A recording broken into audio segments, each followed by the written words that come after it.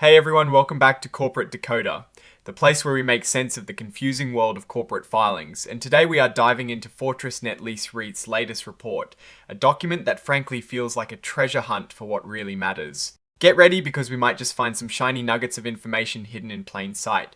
And if you like your corporate news decoded in super simple terms, make sure you hit that subscribe button. We also have a fantastic community over on Discord linked in the description below where we break down these filings even further. So what we have here is technically an 8K filing, which is essentially a report that companies have to file when something significant happens that investors should know about right away.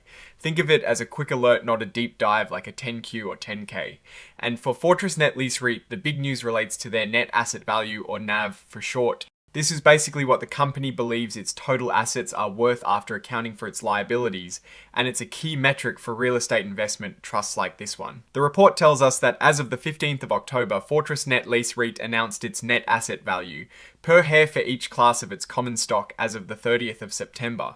Now, why is this important? Because it gives shareholders a snapshot of the underlying value of their investment. It's like looking under the hood to see how much the vehicle is actually worth. They've broken it down by different share classes, which is common for REITs. For example, Class I shares had a NAV per share of about $10.28. Class DS shares were a bit higher at around $10.54. These small differences per share can add up, especially for investors holding a lot of shares. Let's dig a little deeper into what makes up this net asset value.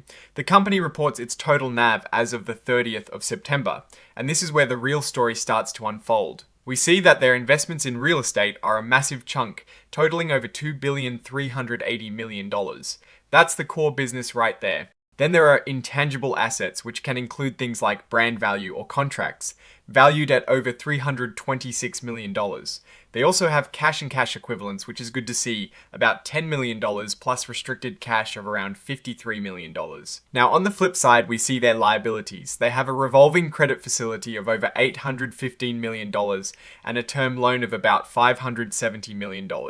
These are significant financial obligations. They also have subscriptions received in advance, which is money from investors who have committed to buying shares but haven't yet, totaling over $52 million. When you put all these assets and liabilities together, their net asset value comes out to about $1.321 billion. This total NAV is then divided by the number of outstanding shares in units to arrive at that NAV, per share figure we talked about earlier. It's really important to see how this NAV is distributed, and the filing gives us a breakdown by share class. Take Class FI shares for instance. The total NAV attributed to this class is over $651 million, represented by about 63 million shares. This results in that NAV per share of $10.33 we saw. It's like seeing how a big pie is sliced and who gets what slice.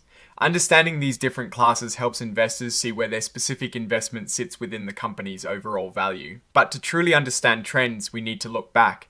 The report also provides a snapshot from the 31st of August, just a month earlier. This allows us to compare and see if things are improving or declining. Looking at the investments in real estate, it grew from over $2 million in August to $2.380 billion in September. That is a healthy increase, suggesting they are acquiring more properties or their existing ones are appreciating. However, we also see a change in their debt. The revolving credit facility went from a higher $925 million in August down to $815 million in September. This reduction in debt is a positive sign, showing they are paying down their obligations. The term loan also saw a significant decrease from over $225 million to $570 million. Wait, that doesn't look like a decrease. Let's reread that. It actually went up from $225 million to $570 million. That's actually a substantial increase. This means they borrowed more money through their term loan, which often happens when a company is expanding or making large acquisitions. This increase in their term loan, coupled with the growth in real estate investments, tells a story of active expansion. The total net asset value also grew from about $1.266 billion in August to $1.321 billion in September. This overall increase in NAV is a good indicator of growing shareholder value. Finally, we come to the signatures, the official stamp of approval. This report is signed by Avraham Dreyfus, the Chief Financial Officer. This confirms the accuracy of the information presented. In essence, what this filing highlights is a company that is actively growing its real estate portfolio. Reflected in the rising NAV, however, this growth is also being financed by taking on more debt, as seen in the increased term loan. Looking at Fortress Net Lease REIT, the direction seems to be one of aggressive expansion. The rising net asset value is a strength, indicating a growing underlying value of their properties. The decrease in the revolving credit facility usage is also a positive, suggesting better short-term cash management or debt restructuring. However, the significant increase in their term loan is a key risk to watch. While it fuels growth, it also increases their financial leverage and interest expenses, which could become a burden if their investments don't perform as expected or if interest rates rise. The company's strategy clearly involves acquiring more properties, which is standard for a REIT, but the increasing reliance on debt financing warrants careful monitoring. In conclusion, Fortress Net Lease REIT appears to be in a growth phase, but investors should weigh the potential rewards of this expansion against the increased financial risks. Alright, that is our breakdown of Fortress Net Lease REIT's latest filing. What is your take on these numbers and what they signal for the company's future? Drop your thoughts in the comments. If this analysis was valuable, hitting that like button really helps, and subscribe for more deep dives. And seriously, check out that Discord link in the description. It is a great place to keep the conversation going. Thanks for watching, see you next time.